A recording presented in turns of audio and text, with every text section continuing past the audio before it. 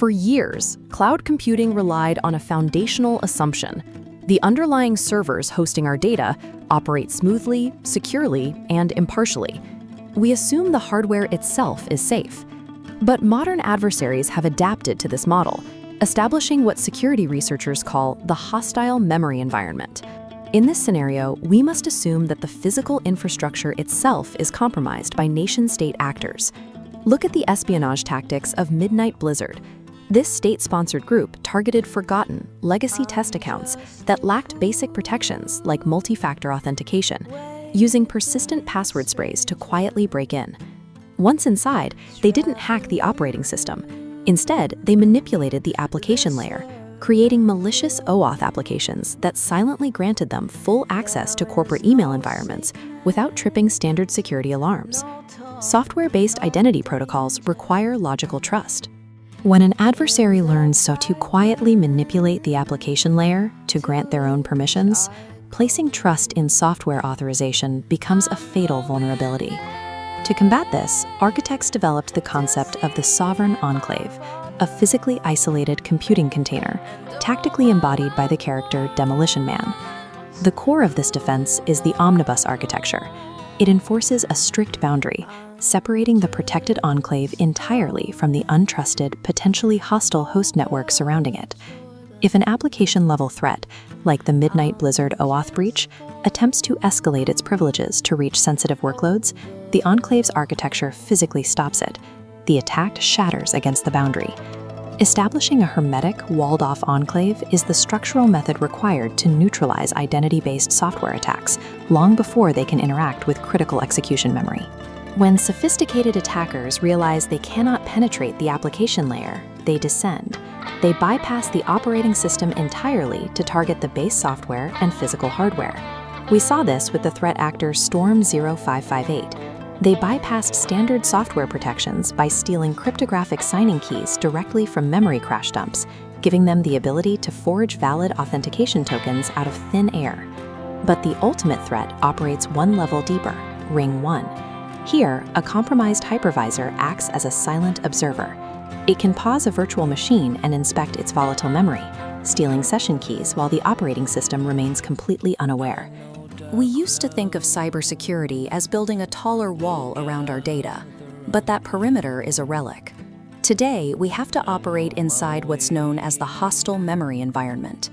This means the infrastructure, the hypervisor, and the very silicon your code executes upon must be assumed to be already compromised. Meet Demolition Man. He is a hardware enforcer designed to operate inside a digital landscape where software-only perimeters are increasingly compromised. His armor is built around the unified octagon of sovereignty. This is an 8-patent hardware enclave, equipped with distinct nodes of cryptographic, thermodynamic, and kinetic defense that are permanently fused to the silicon. For decades, the industry relied on logical perimeters and software firewalls to keep attackers out. But as the attack surface shifts deeper into the server stack, these logical layers are finding themselves bypassed by a new class of threat. We operate inside the hostile memory environment. Here, the underlying infrastructure, the hypervisor, and the very silicon your code executes upon are no longer considered trusted zones. Because the software host can now act as an adversary, security is transitioning away from logical code. It is being anchored to immutable physical properties that the host cannot forge. Consider a nation-state adversary attempting a teleportation attack. Their goal is to maliciously migrate a sovereign enclave to a foreign server, dropping your data into a jurisdiction where they control the physical hardware. This map illustrates how the Alibi router stops them. It uses the speed of light in fiber optic glass, roughly 200,000 kilometers per second, to calculate the physical location of the data, creating a verifiable green zone. By measuring the round-trip time to these external Alibi nodes, the system enforces a strict 15-millisecond maximum latency threshold. If the ping takes longer than 15 milliseconds, the data has physically moved outside the authorized radius. When an unauthorized migration is detected, the Semantic firewall intercepts the command. It identifies the prohibited syntax and forcibly translates the request into clean, functional instructions. This action triggers a mechanical interlock. Rather than allowing the data to be moved outside the approved jurisdiction, The system executes a non-negotiable termination policy. An attacker can spoof an IP address or rewrite software logs, but they cannot bend the speed of light. Because physical distance directly dictates latency, these residency violations are mathematically impossible to forge. An even stealthier threat operates at ring -1, the hypervisor level. This occurs when a compromised host attempts to silently pause the virtual machine to steal cryptographic keys directly from live memory.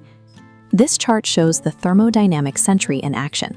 It continuously monitors CPU execution cycles for a deterministic background process, looking for the microscopic delays caused by external observation.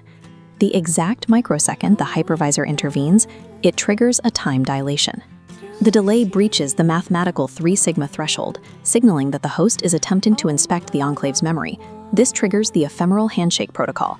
The master key is reconstructed solely in volatile RAM, which means the sensitive data never exists in persistent storage. To seal that key, the hostile hypervisor needs a snapshot gap.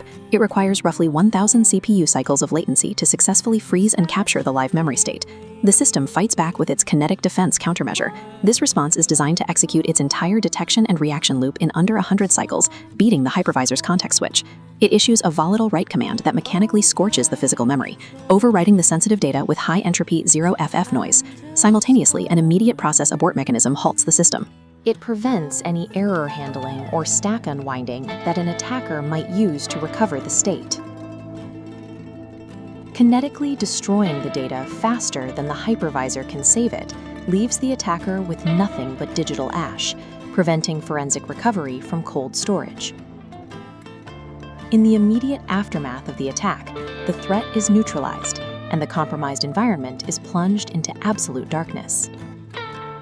Compliance policies often fail when the monitoring infrastructure itself is compromised. Universal physical constants, however, remain constant regardless of the environment. This architecture provides a verification standard based on hardware-defined reality. It replaces policy-based trust with mechanical certainty. The Sovereign Enclave remains as a physical anchor, designed to protect sensitive workloads even when the host network is actively hostile. By grounding security in hardware sovereignty, organizations can neutralize the specific risks of untrusted infrastructure, turning cloud-based trust from a policy assumption into a verified physical state.